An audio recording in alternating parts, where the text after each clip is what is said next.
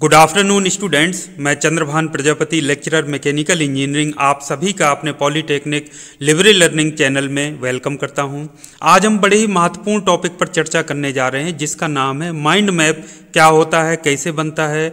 तो mind map को बच्चों हम कॉन्सेप्चुअल मैप भी कहते हैं। इसको आज इसकी ज़रूरत क्यों है, इसको समझे जाने की ज़रूरत है। जिस तरह से छात्र छात्राएं हैं, चाहे वो स्कूल में पढ़ते हों, चाहे पॉलीटेक्निक में, या फिर किसी इंजीनियरिंग कॉलेज में, या फिर किसी भी कॉलेज में स्टूडेंट हों, तो बहुत सारी ऐसी चीज़ें हैं, या फिर प्रतियोगी परीक्षाओं की जो तैयारी करने वाले छात्र छात्राएँ हैं। आज इस समय इतने टॉपिक्स रहते हैं, इतने विषय रहते हैं पढ़ने के लिए, तो उन विषयों को बहुत ज़रूरी है कि मोटी मोटी किताबें या फिर मोटे मोटे जो नोट्स बना करके ना रख के हम शॉर्ट में ऐसे कॉन्सेप्ट उसके बना लें कि एन परीक्षा के ठीक पहले हम उसको रिवीजन करके परीक्षा में जा सकें और अच्छे नंबर हम ला सकें। तो एक उदाहरण के लिए आपको, जैसे हम बात कर रहे हैं, जैसे हम पॉलीटेक्निक के बच्चों के लिए यदि हम बात करें, तो इस समय स्थिति यह है कि बच्चों को जैसे 5 सब्जेक्ट मिनिमम एक सेमेस्टर में परीक्षा देना है, दूसरे सेमेस्टर में फिर 5 सेमेस्टर की 5 विषयों की परीक्षाएं देना है।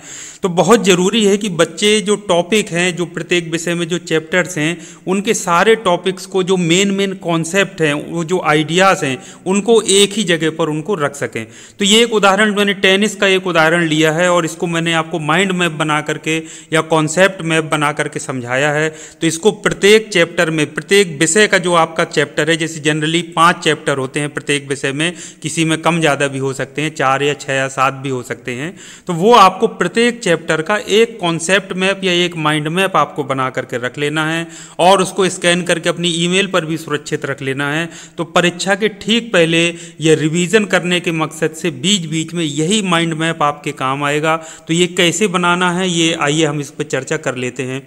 तो आप अभी ये जो देख पा रहे हैं, मैंने एक कॉमन टॉपिक लिया है ताकि सभी को समझ में आए, चाहे किसी भी ब्रांच का स्टूडेंट हो, चाहे साइंस का स्टूडेंट हो, चाहे मैकेनिकल, इलेक्ट्रिकल, इलेक्ट्रॉनिक, सिविल का बच्चा हो। ये एक जनरल टॉपिक लिया है। मान लीजिए टेनिस का हमको माइंड मैप बनाना है, तो टेनिस का हमने बीच में कॉन्सेप्ट ये शुरू होगा, बीच में हम या तो टेनिस नाम लिख दें या फिर चित्र बना लें। और तो इसको ये भी हमको ध्यान रखना है कि पूरे माइंड मैप बनाने को कलरफुल जो पेन्स हैं, स्केचेस हैं, इस तरीके से उनमें डायग्राम बनाना है। आपको कोई फिगर रिलेटेड हो सकता है वो बनाना है, कोई आइडिया हो सकता है, कॉन्सेप्ट हो सकता है, उन सबको हमको बहुत ब्यूटीफुली उसको हमको ड्रॉ करना है, बनाना है। तो टेनिस के बारे में बात कर रहे हैं, तो बीच में सेंट्रल आइडिया हमारा क्या हो गया, आपका टेनिस हो गया। टेनिस में अब जैसे शॉट्स कौन कौन से लगे हैं, कितने तरह के होते हैं, तो देखिए यहाँ से निकलकर शॉट्स लिखकर कितने तरह के सबसे हमने बना लिया। उसके बाद लॉन्गेस्ट मैच, ये टेनिस का सबसे लंबा चलने वाला मैच कौन सा था, देखिए ये पूरा हमने शॉर्ट में लिख दिया। इसी तरह से इसके जो फाइनल्स हुए वो कौन कौन से हुए, टूर्नामेंट्स इसमें कौन कौन से होते हैं, ब्रांच बनाकर देखिए किस तरह से समझाया गया। इसमें जो ग्रैंड स्लैम्स होते हैं वो कौन कौन से हुए, कहाँ हुए, किस किस ने जीते। यहाँ देखिए ग्रैंड स्लैम्स के जो मुख्य विजेता जैसे रोजर फेडरर हो गए, इस तरीके से कितनी बार जीता किसने, ये सारा एक देखिए टेबल छोटा सा बनाकर बॉक्स बता दिया। सरफेसेस इसमें कितने तरह की होती हैं, जो इतने स्ट्रोक लगते हैं, मोस्ट ये टाइटल्स जो होते हैं वो कौन कौन से हैं, कितनी बार किसने जीते, और ये स्कोरिंग होता है, ये किस किस तरीके के होते हैं। छोटे छोटे कॉन्सेप्ट, बिल्कुल जो आइडियाज़ हैं जो एक दूसरे से मिलते हैं। जैसे आपको पता है, कोई आप एक विषय आप लेंगे तो उसमें पहला चैप्टर मिलेगा, उस चैप्टर का कुछ नाम होगा, उस चैप्टर में बहुत सारे टॉपिक्स होंगे और उन टॉपिक के भीतर सब टॉपिक्स होंगे। तो आपको वही करना है, चैप्टर का नाम या चित्र बनाकर यहाँ सेंट्रल आइडिया के रूप में रखना है। फिर जो जो टॉपिक्स मिले हैं, एक टॉपिक ये, दूसरा ये, तीसरा ये, चौथा ये, 5वां बनाना है। फिर उनकी ब्रांचेस, उनके सब टॉपिक्स कौन कौन से हैं या उनके कॉन्सेप्ट क्या क्या हैं, वो आपको यहाँ पर लिख लेना है। और उनके छोटे छोटे जो हमेशा याद रहें, जिनको देख करके आप रिवीजन कर सकें कि हाँ ये चीज़ ये है, जैसे ही आप देखें माइंड में आ जाए। उदाहरण, एग्जाम्पल, इसके साथ साथ कुछ ट्रिक्स भी होती हैं। मैंने आपको बताया था कि निमोनिक्स की ट्रिक्स, तो जो भी याद करने के लिए यदि कोई निमोनिक्स की ट्रिक है उसको यहीं पर लिख लिया, ताकि बिल्कुल माइंड में जैसे ही आपने देखा याद हो गया। तो बच्चों इससे होता क्या है कि जैसे एक चैप्टर का आपने एक कॉन्सेप्ट मैप या माइंड मैप बना लिया, आप जैसे ही उसको देखेंगे तो शुरू से सेंट्रल आइडिया से शुरू करेंगे, एक एक टॉपिक सब टॉपिक जल्दी से आप देख डालेंगे, तो मुश्किल से आपका 10 मिनट समय लगेगा और आप पूरा उसमें रिवीजन कर लेंगे और आपको किसी भी तरीके की कोई परेशानी नहीं होगी। जनरली जब आप किताब से या नोट से पढ़ने की कोशिश करते हैं तो कम समय में पूरा आपका रिवीजन नहीं हो पाता है, कुछ ना कुछ छूट जाता है और कोई कितना भी इंटेलिजेंट बच्चा हो यदि वो रिवीजन करे बिना जाएगा परीक्षा में तो उसको जरूर पढ़ा हुआ उसका भूल जाएगा। तो रिवीजन बहुत इंपॉर्टेंट है। कॉन्सेप्ट पूरे चैप्टर का समझना बहुत ज़रूरी है ताकि हमारे माइंड में रहे कि कौन सा टॉपिक किस टॉपिक से रिलेटेड है या उसके सब टॉपिक्स कौन कौन से हैं। सिर्फ उदाहरण या छोटा सा चीज़ देखकर हमको याद आ जाए कि हाँ ये चीज़ टॉपिक इस बारे में थी, हमको इस बारे में ये लिखना है।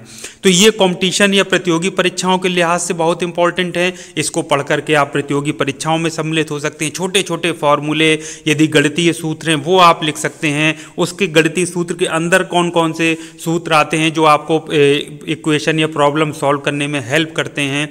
इस तरीके की चीज़ें आपको माइंड मैप में पूरा या कॉन्सेप्ट मैप में पूरा बना लेना है। तो बच्चों प्रत्येक विषय में जितने भी आपके चैप्टर्स हैं चैप्टर वाइज माइंड मैप बनाइए और एक चैप्टर का आप एक माइंड मैप बनाना है। उसको कलरफुल तरीके से रख करके स्कैन करके भी अपनी मेल पर रख लेना है ताकि ये कभी आपका नष्ट हो जाए, कभी खराब हो जाए, कोई चुरा ले जाए तो आपके कम से कम ईमेल पर रहे, तो मोबाइल पे भी डाउनलोड करके आपका खुद का बनाया हुआ माइंड मैप आपके ज़्यादा समझ में आएगा और देखते ही 10 मिनट में आपका कॉन्सेप्ट पूरा क्लियर हो जाएगा। तो बीच बीच में जब कभी पढ़ने का मन नहीं करता है, किताबें पलटाएं, नोट्स पलटाएं, तो ये माइंड मैप आपके बहुत काम आता है। तो एक बार पढ़ा हुआ सीखा हुआ चीज़ बहुत लंबे समय तक याद रहता है। बीच बीच में जब मन करता है रिवीजन कर लेते हैं।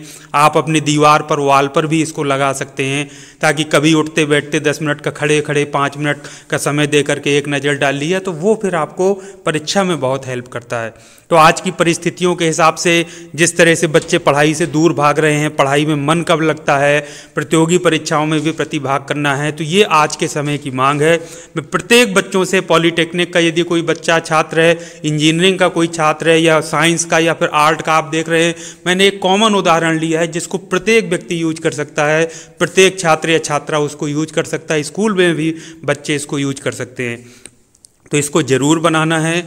मेरी बात आप सुनिए, मेरी बात को मानिए। मैंने बच्चों को भी अपने यहाँ सेकेंड ईयर फाइनल ईयर वालों को बोल दिया है कि जो जो आप सब्जेक्ट पढ़ रहे हैं उसके माइंड मैप आप बनाइए और वो माइंड मैप जब बनाएंगे तो नेक्स्ट वीडियो में वो बने हुए उनके माइंड मैप आपको दिखाऊंगा ताकि आपको प्रोत्साहन मिल सके, एक मार्गदर्शन मिल सके और आप भी अपने विषयों से संबंधित माइंड मैप और कॉन्सेप्चुअल मैप बना सकें। इससे आपकी क्रिएटिविटी भी निखर के आएगी और आपका पढ़ाई में मन लगेगा, एक पढ़ाई के प्रति आपके मन में एक इंटरेस्ट जागृत होगा।